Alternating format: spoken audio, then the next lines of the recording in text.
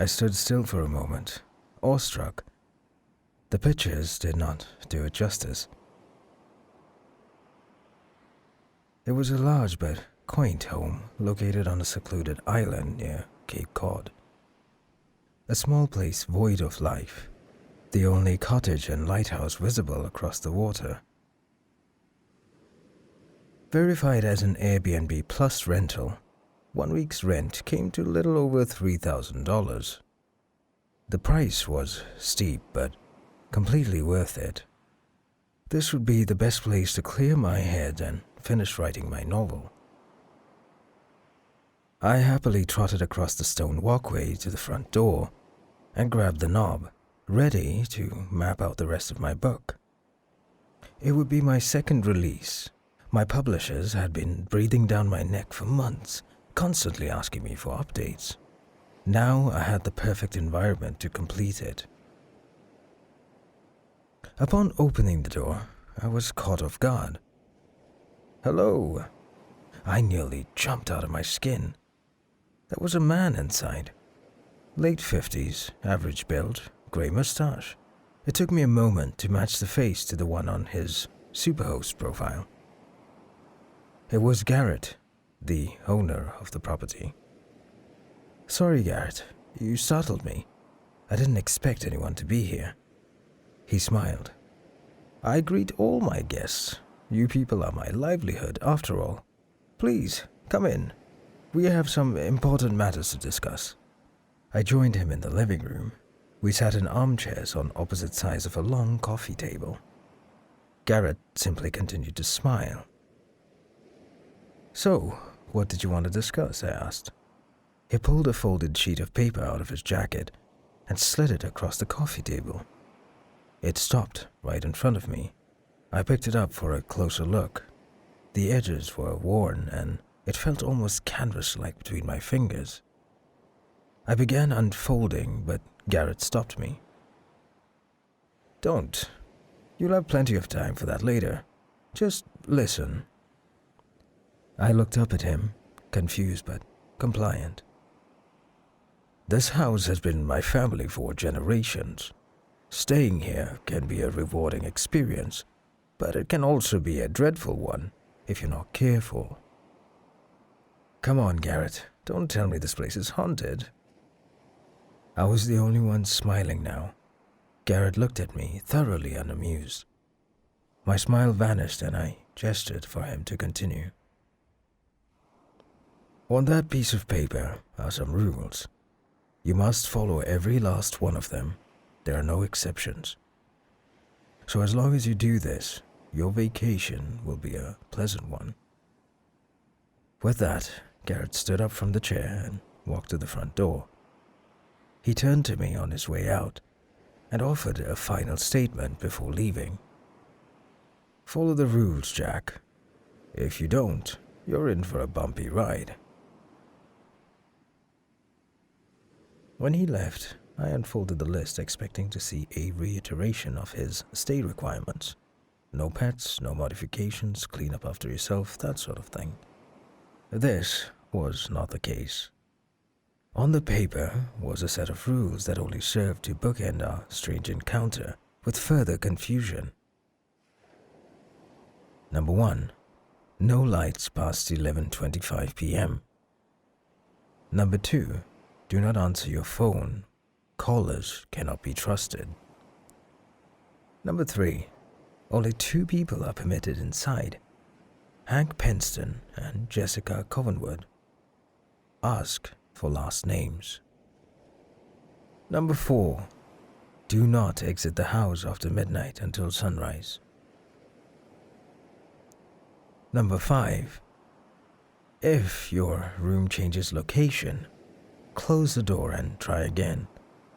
Only leave when the connection has been re-established. Number 6. Voices are harmless. Do not converse with them. Number 7. Never lock your doors. Number 8. If you have any trouble, call Jessica Covenwood at this number.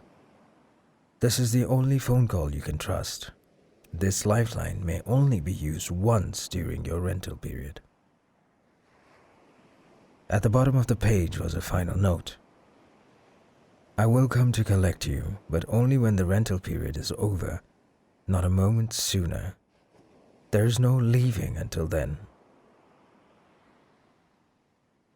As I sat there, mulling over the list, it all became clear. Garrett was a lunatic. Either that, or this was a poor attempt to humor.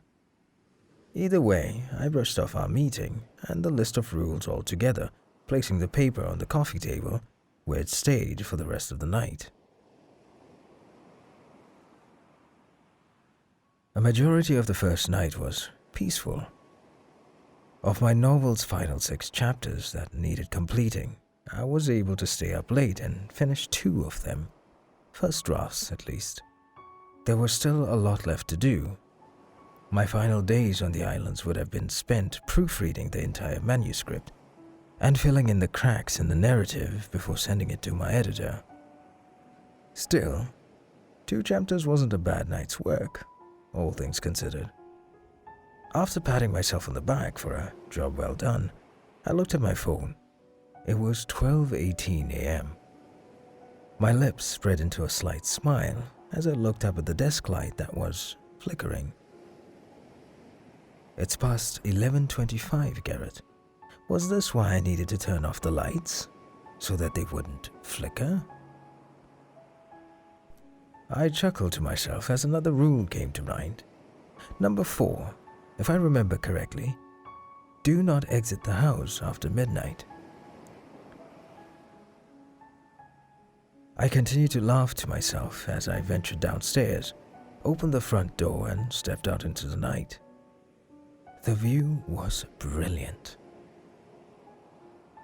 A blanket of stars covering the cape, only broken up by this gorgeous lighthouse jutting upward, practically cutting a hole in the night sky.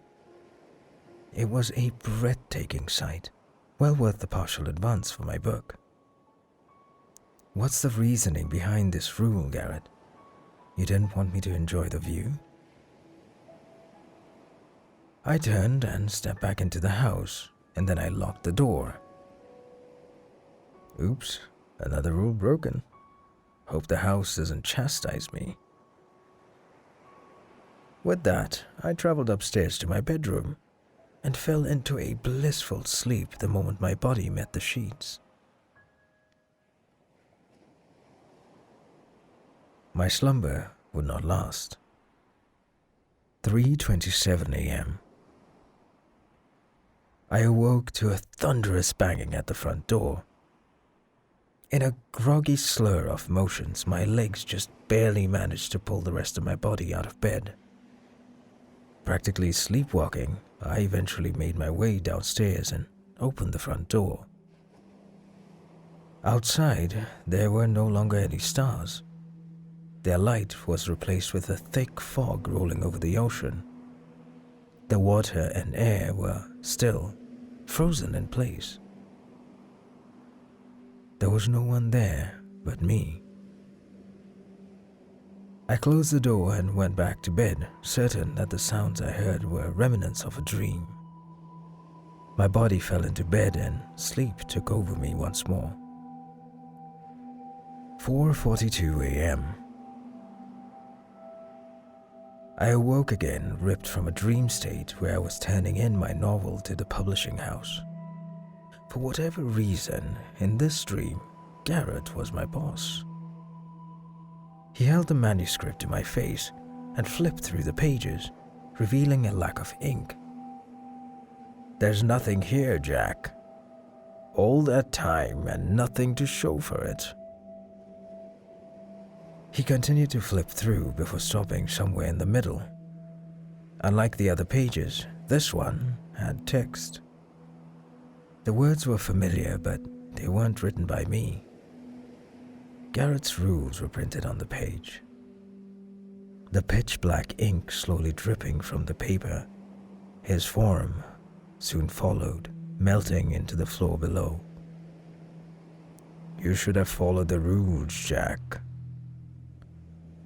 That's when I sprung to life, my heart pounding as I sat up in bed. The sound of pages turning rang in my ears, but it hadn't leaked over from my nightmare. Over on my desk was my manuscript, its papers wildly flapping about.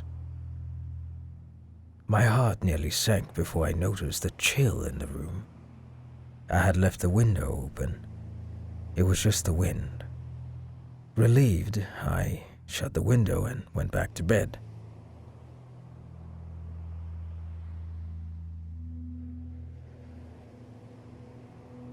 "5:19 a.m. No sound woke me this time. Instead, it was nature calling, beckoning me to take a late-night trip to the bathroom. Unfortunately for me, this would not be an easy task. Upon opening the bedroom door, I was greeted by a deeply unsettling sight. It was a hallway. Not the hallway that should have been there, mind you. An entirely different hallway. Noticeably different. It was narrow, almost too thin for any person to walk through. And it was long, very long, seemingly longer than the building itself. Lining the sides was a plethora of doors, more doors than I knew the house to have. It was by all means unexplainable. I rubbed my eyes to test their accuracy. The hallway was still there. I wondered for a moment if I was dreaming, but I quickly discarded the notion, certain that I could tell the difference between what was real and what wasn't. But if not a dream, then what? With an air of hesitance about me, my feet pattered into the narrow void. I tried each door along the way, but they were all locked. Halfway in, a harrowing sound cut through the air. I turned my head to see my bedroom door had shut itself. Running back and turning the knob was futile. It wouldn't budge. Without a whole lot of options, I continued down the hall. At the end was a final door, different than the rest. Affixed to it was a plaque with a designation, like one you might see in a hotel. According to the text, it was room 371. The knob offered no resistance as I turned it and gently pushed the door open. There was no light inside. Still, I could make out something was standing in the center of the room facing me. It was a shadowy figure, slightly darker than the blackness around it. A vague glow outlined its form. It was tall, taller than any man. I had an inclination to close the door and turn back, but fear kept me anchored in place. My breath became erratic, my heart rate soared to new heights as it took a step forward towards me. In a flash, it lunged to my position. Everything went black.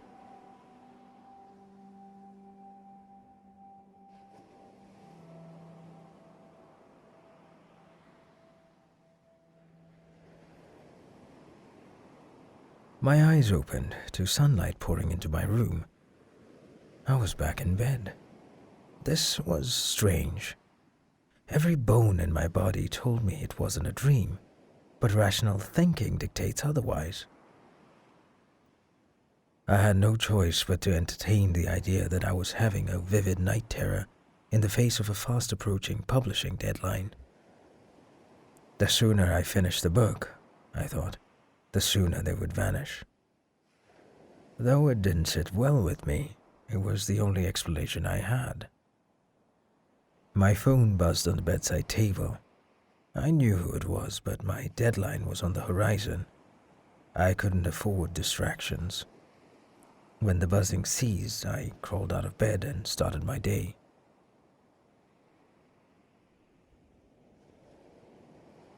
My first few hours awake were productive. I was able to write over half of the next chapter and tweak some of the finer details throughout the rest of the book.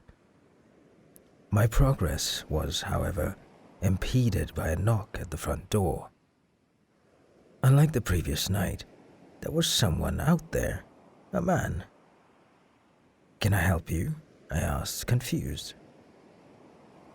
"I was hoping I could help you, actually. The name's Hank. I'm a locksmith from the mainland. Garrett sent me to check on the locks on all the doors." I pondered for a moment, then grabbed a list of rules from the coffee table. I looked it over before meeting Hank back at the door. "Well, it looks like you're in the list." "Splendid. May I come in?" An unnaturally wide smile danced across his cheeks. "Yeah, sure, come in." Hank walked past the threshold and sighed. There was a long moment of silence before he spoke. "What a lovely place. I can't wait to sink my teeth in and get to work." He strolled off upstairs. I sat down on the couch and continued writing, hoping my creative breakthrough hadn't subsided. An hour passed, then another. I was able to finish up more work, but something kept scratching at the back of my mind. I knew locksmithing wasn't the loudest job out there, but I expected to hear at least some sort of tinkering coming from upstairs. The distant sounds of keys scraping against locks in inner chambers, but no, there was only silence. Then I wondered why Hank was there to begin with. This was far from a typical experience, especially one on a secluded island. I skimmed the list again. 2 things stood out. Rule 7. Never lock the doors. Even if Garrett was deranged, it was clear that he didn't want the doors locked, so why then would he send a locksmith? Who could or would be breaking in out here anyway? The second thing that jumped out at me was the end of Rule 3. Ask for last names. Something wasn't adding up, but I intended to get to the bottom of it. "Hank," I yelled out, hoping to get his attention. There was no answer. "Hank, can you please come down here?" No response, only silence. This was my cue to investigate. To my dismay, the second floor was completely vacant. I scoured every room, every nook and cranny the house had to offer, to no avail. Hank was nowhere to be found. I couldn't make heads or tails of it. How could a person just up and vanish like that? I returned to the first floor. Hank was there, sitting on the couch looking over my manuscript. There was no way he could have snuck by me. "Say, this is pretty good. I wonder how it's gonna play out. Help me out here, Jack. Is there a happy ending, or does the man succumb to his own demons?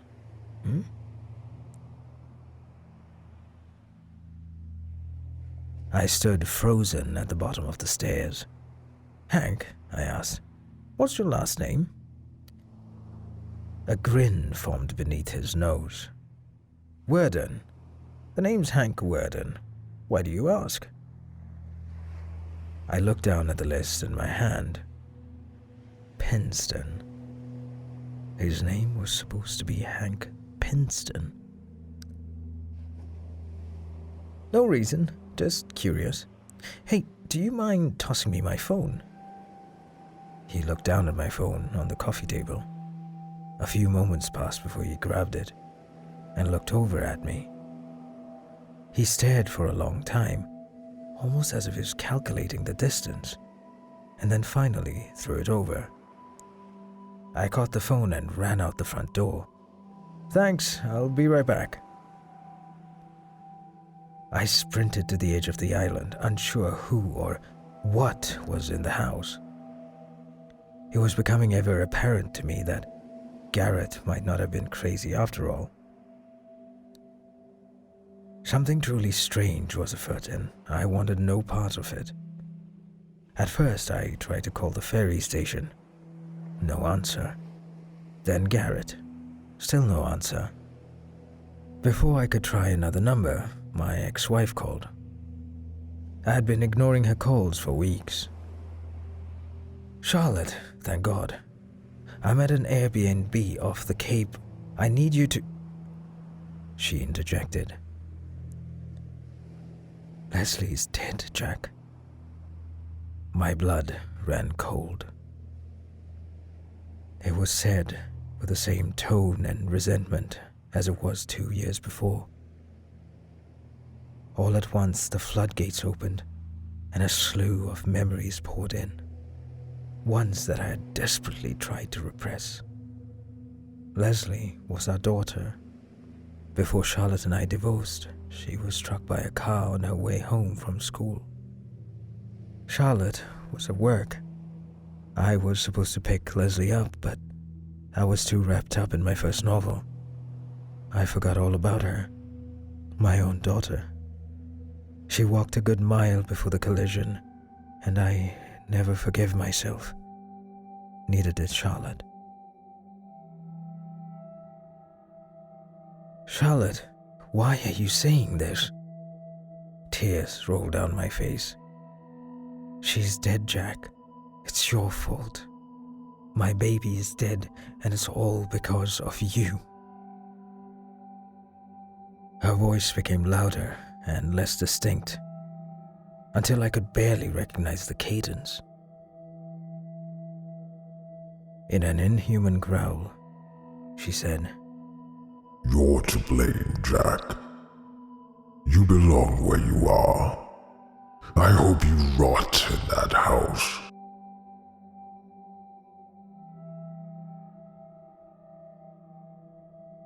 I looked down at the list, now stained with a steady stream of droplets dripping down from my cheek.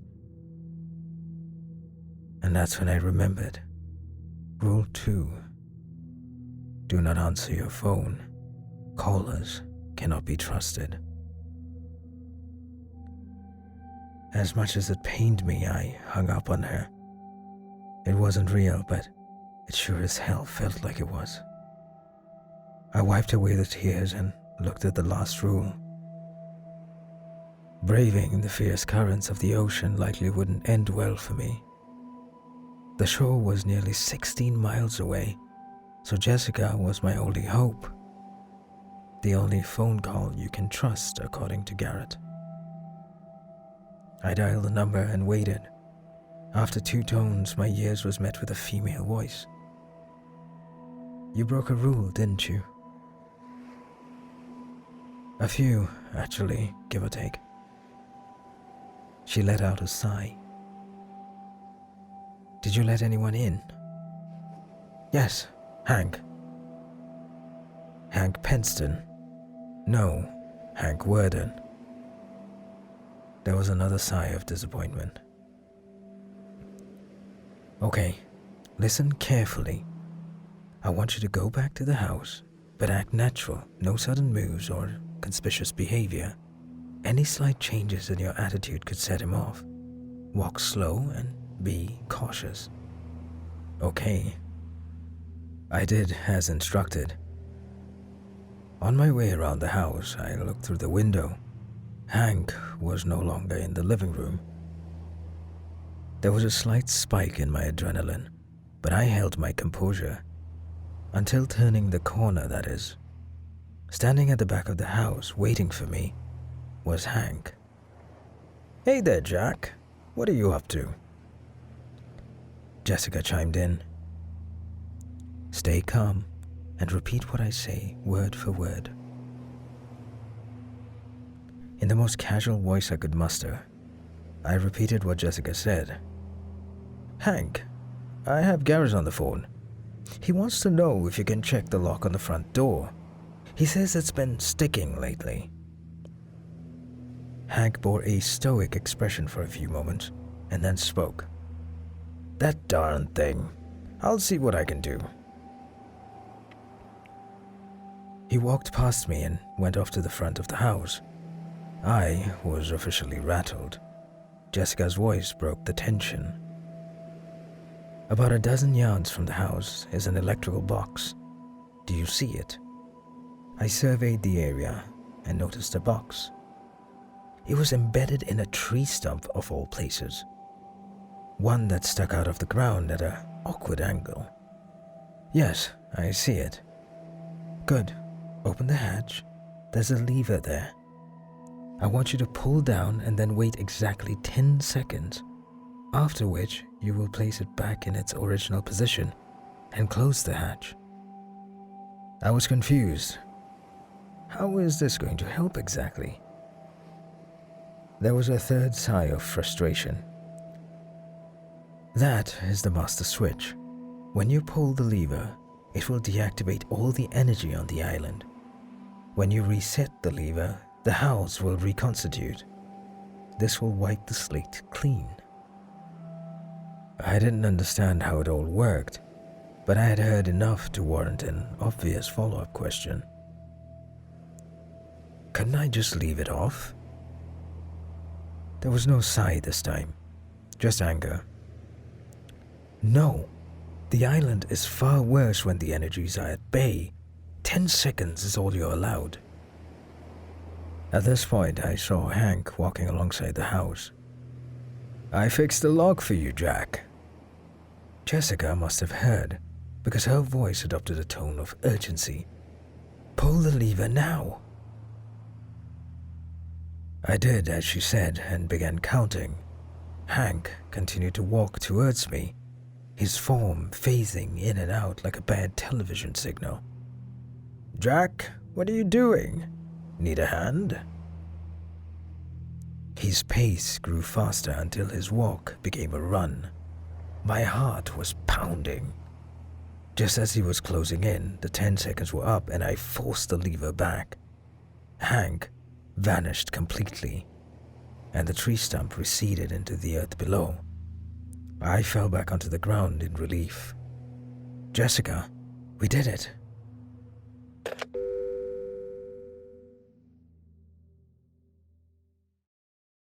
Clearly, she wasn't pleased with the victory as I was.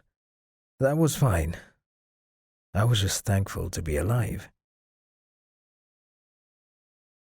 Once inside the house, I laid in bed and held the list to my face, scrutinizing every detail. I was determined not to break another rule for the rest of my stay. That night was peaceful.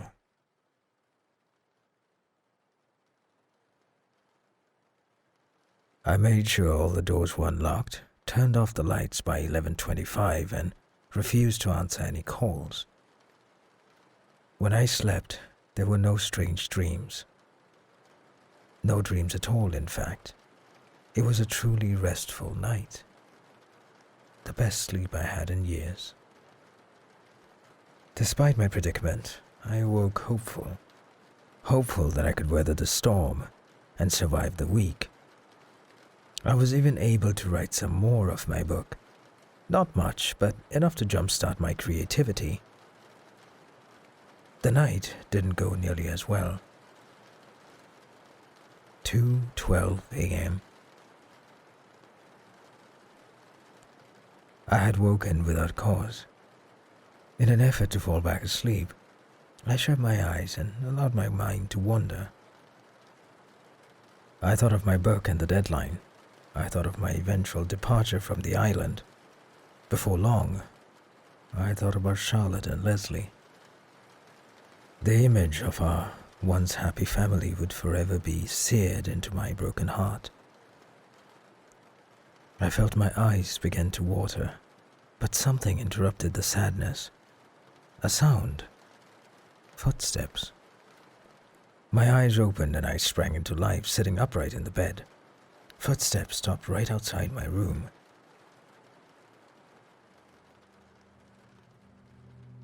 With a great deal of apprehension, I got out of bed, took a deep breath, and tiptoed to the door.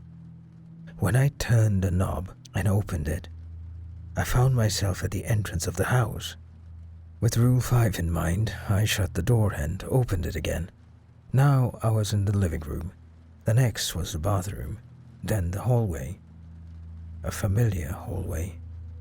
Off in the distance, I heard a click from room 371. The tall shadow stepped out, The hole began to shrink. The figure closed the gap between us in a matter of seconds. Luckily, my will to live outweighed the fear that held me in place. I managed to shut the door just in time to prevent my demise. When I opened it again, the room was back where it was supposed to be. 3:47 a.m. Just as I was finally drifting back to sleep, the voices started. "Hey Jack, enjoying your stay?" Though frightened, Rule 6 came to mind, and I followed it. The voices were harmless, and I was not to converse with them. "What's wrong, Jack? Hung up on Garrett's rules? That's no fun." I closed my eyes as the voices grew louder and hid beneath the covers. "Don't hide, Jack. We won't hurt you, honest." The footsteps were back, walking outside the room. They stopped at the door. "He's here now, Jack. I can tell you how to make him go away, but you have to talk to me." The door creaked open, and the footsteps recommenced, walking over to the side of the bed. "He's leaning over you now. I can make him leave. Just say the word." I couldn't give in to the ploy. I had to obey the rules. But then there was a tug on my sheet. My heart nearly stopped. "Wake up, Jack." I jolted into a sitting position. The room was empty. The door was shut. It was a dream. But that didn't explain the hand-shaped impression at the edge of my bed. No matter the culprit, I would endure the torment. It was only a week. You can get through this, Jack. Leslie's face flashed in my mind and forced an unexpected tear out. You've been through so much worse.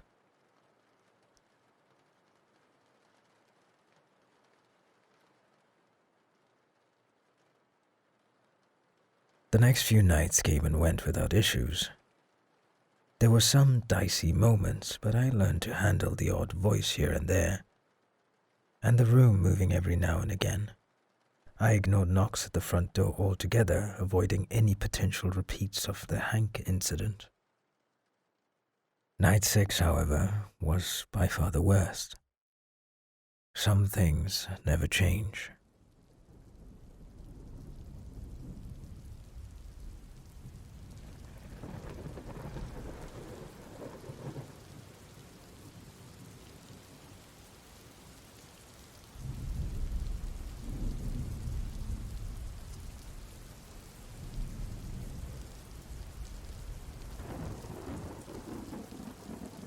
Dark clouds loomed over the ocean as the waves crashed into the island. Just like the night Leslie was killed, I became deeply engrossed in my writing to a point where nothing in the world could pull me away. Even after everything that had happened in the house, I was able to somehow finish the book. Maybe the shock to my system inspired me. My fear had transformed into focus, granting me a greater mental clarity. When all was said and done, and the editing complete, there was a horrible revelation. According to my phone, it was 11:24 p.m.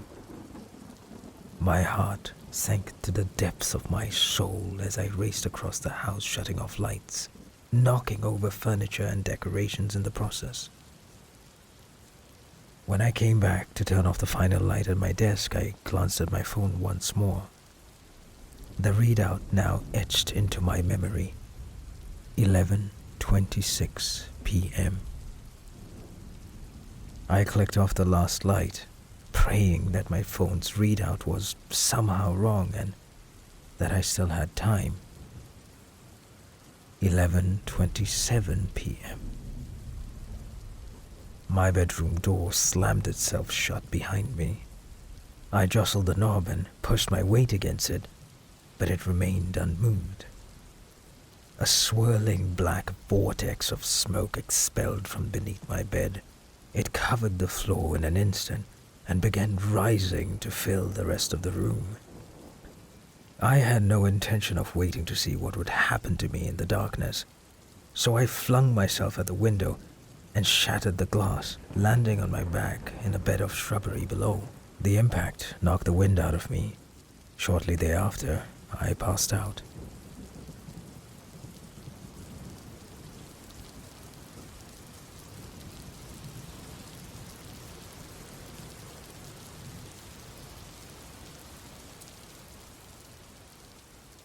"11:38 p.m. I dreamt. I know it was a dream and not the house's doing, because it was one I had many times before. The setting, my daughter's school. The bell rang, and a stampede of children rushed out into the world, excited to leave for the day and see their parents. The last person out was Leslie, left alone to her own device. "Dad, where are you?" Her eyes darted back and forth. I tried to call out to her, but much like the day in question, I wasn't there. In the dream, I was only an observer, forced to watch as the horror unfolded before me. Leslie waited 15 long minutes before heading off in the direction of our home. I bore witness to the trek. A poor girl alone in the cold, and then it happened. Dream tears flooded my field of view as a car swerved and the heart-wrenching scream of a beautiful young girl rang through the winter's air. 11:56 p.m. I woke up on the ground covered in tears and broken glass. The ocean waves crashed against the walls of the house. There was no time to waste. Without my phone, I didn't know exactly what time it was, but it had to be close to midnight. Another broken rule would only make matters worse. I raced to the front door and opened it and swiftly shut it behind me, somewhat thankful to be in the house, but also somewhat terrified. The coming moments would echo the latter emotion, adding to my woes. 12:05 a.m. I was able to open the bedroom door and retrieve my phone. Luckily, the smoke had vanished. Upon venturing back down to the living room, I was shattered. Just like the glass on the ground outside. There, sitting on the couch where Hank sat before, was Leslie. My Leslie. I reached at the bottom of the stairs and nearly fell to my knees, almost forgetting to breathe in the process. She was the same. Exactly the same. Every feature identical to the day I last saw her. How is this possible? "Hey, Dad." Her voice pulled a wave of emotion out of me stronger than anything I've ever felt before. Was it really her? Was it really my precious Leslie brought back to life? Surely it wasn't the house's doing, was it? "Sweetheart, is that you? Is it really you?" She looked over at me with innocent eyes. "Yes, Dad, it's me." I ran over to her and took her in my arms, my face now drenched in an ocean of tears. "Oh, Leslie, sweetheart, I missed you so much." I pulled away to get a better look at her. That's when I saw it. For an instant between blinks, her eyes were a solid pool of black. This was not my Leslie. I backed away at once. "What's wrong, Dad?" I continued my retreat to the stairs. "You're not real. This isn't real. We buried you. Her next words stopped me in my tracks. No, Dad. You buried me. Her eyes locked with mine as I cried. You killed me. You're the reason I'm dead. I took a pained breath before responding. You're right. I was a terrible father, and I deserve every moment of torture this house puts me through.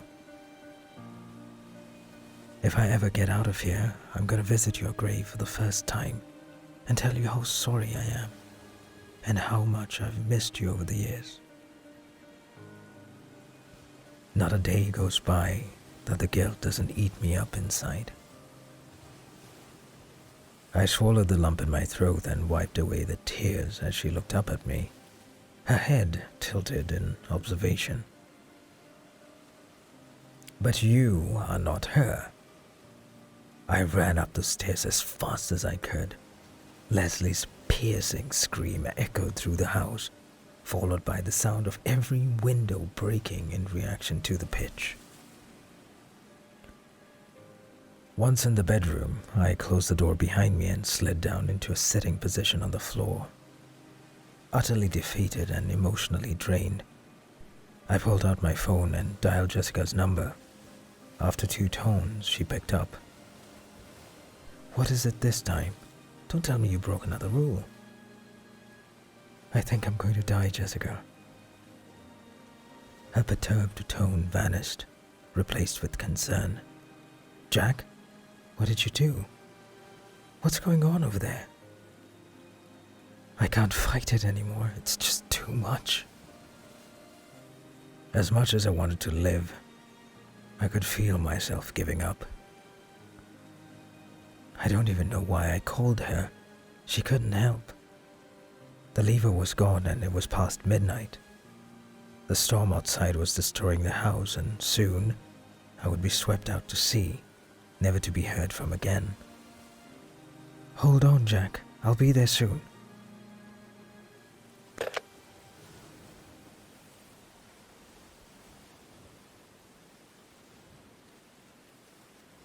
Even if the ferries ran that late, they wouldn't dare operate in a storm that violent. The end was near, and I could feel it. 1:13 a.m. After a good long while of wallowing in self-pity, there was a knock at the front door. Jessica? No, it couldn't be. I cautiously exited the bedroom and slowly descended the staircase to the living room down below. The storm raged on outside, a gust of wind howling through the house. Reaching the bottom step, I noticed that the coast was clear. Leslie's ghost was nowhere in sight. As quickly as I could without drawing any unwanted attention to myself, I pattered over to the door and opened it. Behind it was a beautiful woman in her 30s, black hair, peach skin, and a tasteful splattering of freckles on either side of her nose. Jessica? I asked. Who else would it be? Her voice and sassy attitude answered my question in spades. I stepped aside and she barged in, clearly upset. I closed the door behind her, careful not to lock it and risk breaking another rule. To be honest, I was less scared of the supernatural consequences than I was of Jessica's fury. You really had me worried, Jack. What did you do, anyways? Before I could answer, a small figure appeared from behind the couch. It was Leslie. Jessica followed my gaze and looked across the room. Jack, who is that? My daughter. I didn't know she was here with you. You don't understand. My daughter has been dead for 2 years. Jessica backed up to the door where I was still standing. Oh, I see. Just as before, Leslie let out an awful shriek that rang throughout the house. It was louder than before, much louder. Jessica turned to me, our hands cupping our ears. "Jack, we need to get out of here. Follow me." We raced past Leslie and up the stairs into the bedroom. "Okay, Jack, let's get going." She shut the door and opened it. She continued doing this routine, revealing the many rooms of the house. At one point, it opened into the living room. Jessica quickly slammed it shut before Leslie could make her way in to get us. Finally, it opened into the hallway. Yes, that hallway. Jessica grabbed my wrist. "Come on, let's go." I yanked my arm back in refusal. "Are you insane? I've been there. I don't plan on going back. Have you seen the room 371? Jessica let out one of her signature sighs. "Yes, I know all about it. As long as you get to where we're going before the shadow notices, we'll be fine. Now come on, we don't have a whole lot of time here." I reluctantly respected her wishes. I wasn't keen on facing the ominous stretch of hall, but Jessica's advice hadn't failed me yet. Besides, I was ready to die just an hour ago. Whatever fate would befall me in there couldn't be any worse than seeing my dead daughter resurrected. "Okay, Jessica, I'm ready." 1:36 a.m. Matching each other's pace, step for step, we disappeared into the dark hallway, the bedroom door closing behind us. I whispered so as not to wake the beast. "Where are we going anyway? None of the doors down here open." Without hesitation, she answered, "One does." It took a moment for it to sink in. "No, Jessica, are you serious? I can't go in that room. It lives there." She turned to me and put her hands on either side of my face. She stared into my eyes with a look of pure kindness. I was taken back by the unexpected intimacy. "Jack, you need to calm down. Just trust me. We're going to be fine, I promise." As far as explanations go, that was pretty vague. Still, it was reassuring. I can't explain it, but I was compelled to believe her. There was something about Jessica I really liked. A warmth that radiated around her. It was contagious, soothing. We continued down the hall and I didn't bring up my reservations again. 1:42 a.m. We reached the door. This was it, the moment of truth. I was about to open it when Jessica pulled my hand back.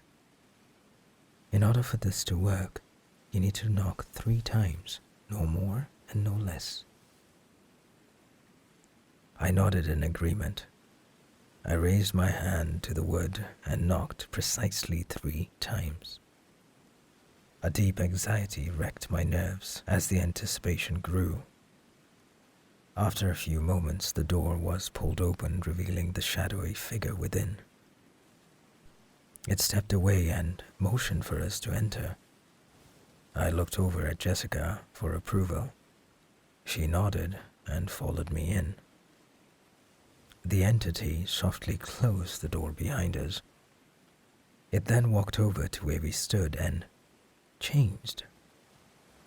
Its dark form turned to light, illuminating the rest of the room. It was the bedroom. Only it wasn't the exact same. Something was amiss. I couldn't quite put my finger on it. It was just different. The bright figure then shrunk down into a glowing orb and drifted away, phasing through one of the walls, leaving us all by ourselves. The moonlight shone through the window, The glass wasn't broken anymore. There was no storm outside. Everything was pristine. Jessica, what just happened? This is the house's safe space, a failsafe for when too many rules are broken. She could tell I wasn't following. It's a copy of the bedroom from just before things went south. A moment suspended in time that we can stay in for a while. At dawn, everything will revert back to normal. Why didn't you tell me about this before? Honestly, it's a risky move. The shadow is a fickle being. When you enter room 371, there is only a 50% chance he'll accept your entrance. Otherwise, you're doomed. I couldn't believe it. You're telling me we could have died? You risked our lives on a 50% chance? She came over and placed her hands on my face again. Jack, we are safe. There's no need to be angry. Relax. We would have died anyways at the hands of the house. This was our only option. She was right. Honestly, I was happy she was there. Without her, I would have been a goner.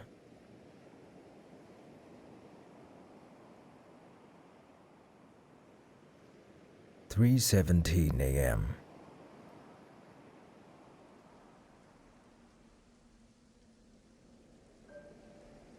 Jessica spent some time going over my manuscript. I filled some of the blanks so she could skip the more fatty sections and finish before bed. Jack, this is beautiful. I wasn't so sure. Maybe I put too much of myself in it. Maybe the blood I poured into the pages covered the meaning. Who in their right mind would want to swim through my despair to reach a story even I wasn't sure I believed in? It's about you, isn't it, Jack? This is your life, from the moment your daughter died to now.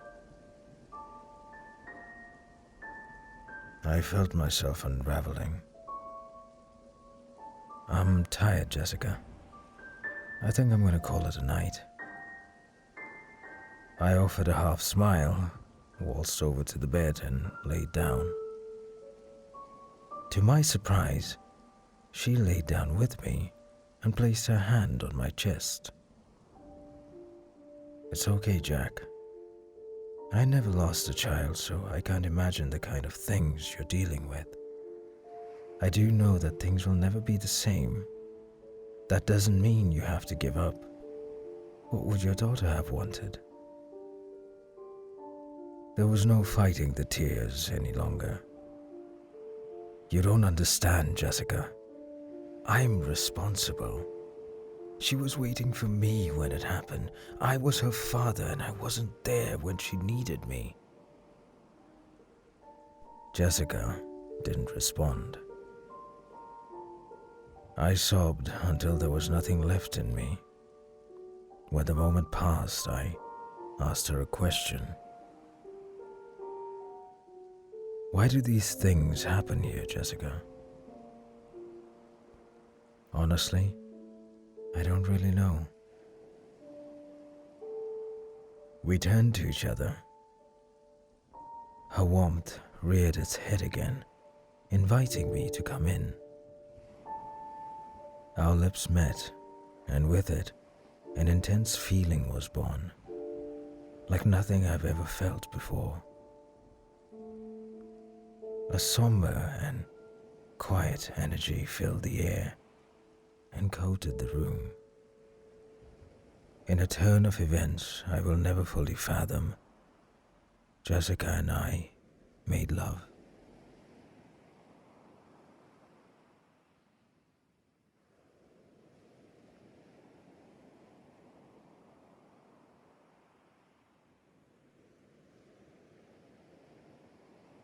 "5:32 a.m. Jessica fell asleep in my arms. I stayed awake, content for the first time in years. Then, a familiar disembodied voice burrowed into my ears and poisoned my mind. What you're feeling isn't real, Jack. By this point, I was all too familiar with the voices and their antics. I ignored the statement. She does this to every tenant. She's a seductress. I was tempted to reply, but conversing was forbidden. I couldn't afford a broken rule this close to the finish line. Only 2 people are allowed in, Jack. 2. It's a simple rule. What did that have to do with anything? What was the voice up to? Jessica was one of the 2. Despite my unrest, I continued to bite my tongue.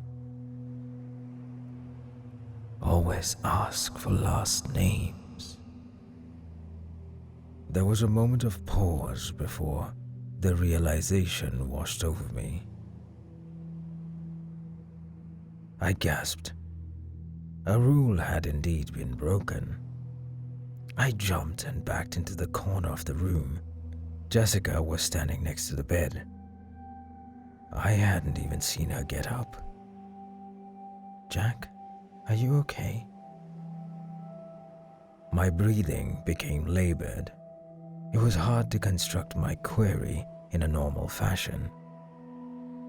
Jessica, are you really you?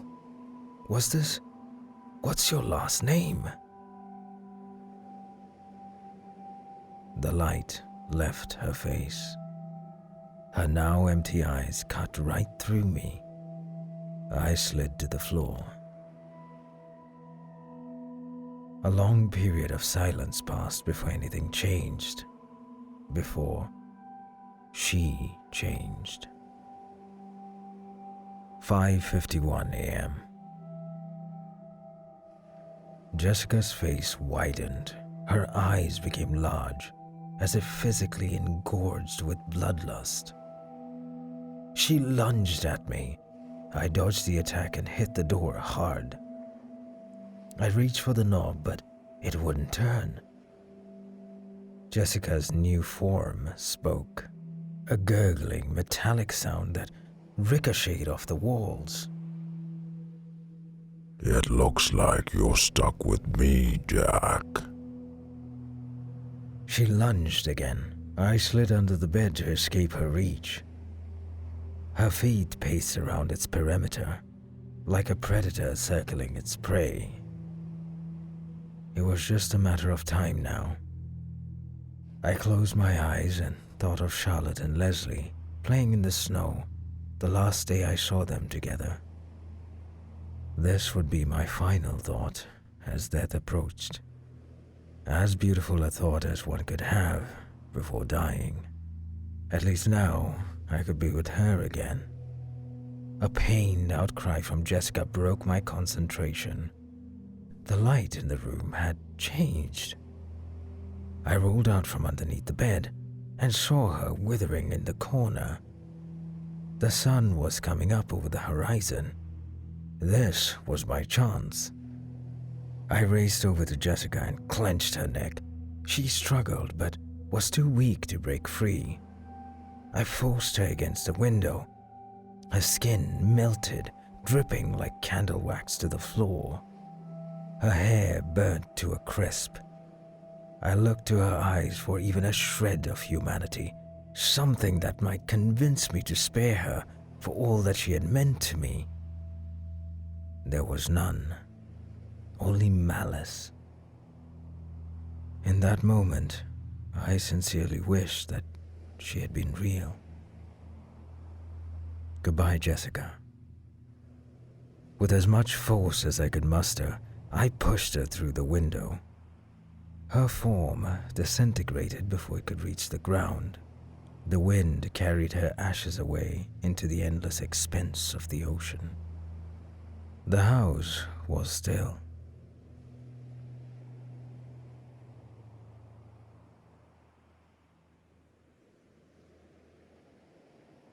Hours passed. As my rental period came to a close, I sat in the living room and reflected on the events of the week. In a weird way, I had to come to terms with Leslie's death. The guilt would always be there, but I felt I could move on now, free from the restraints that once bound me. Knock, knock. I opened the door and let Garrett in. "Your ferry awaits." I nodded and gathered my things. I was anxious to leave, but I felt the need to ask him something first. "Garrett, what is this place?" He smirked. "Many words come to mind. Anomaly, portal, impossibility. I personally think it's a mirror showing us ourselves in a way we've never thought possible. A place where our past and present intersect. Perhaps the right word is closure." I smiled. "You might be onto something, Garrett." "Splendid. Does that mean you'll leave a good review?" I chuckled. "You know what? I'll do it right now."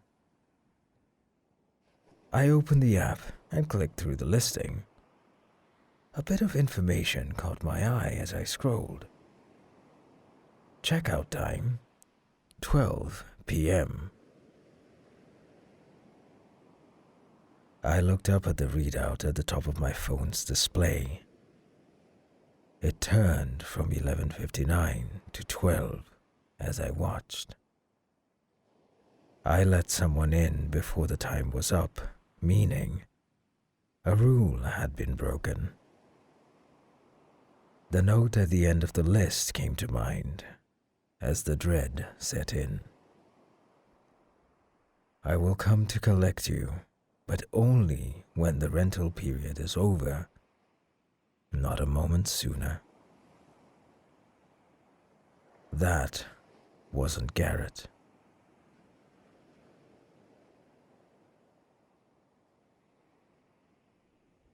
I looked up to see him standing directly in front of me. "Something wrong, Jack?" I dropped my things and ran to the dock as fast as I could. The ferry had just arrived, the real Garrett on board, motioning me to hurry. After boarding, I turned back and looked at the house one last time. A silhouette stood at the window, waving me goodbye.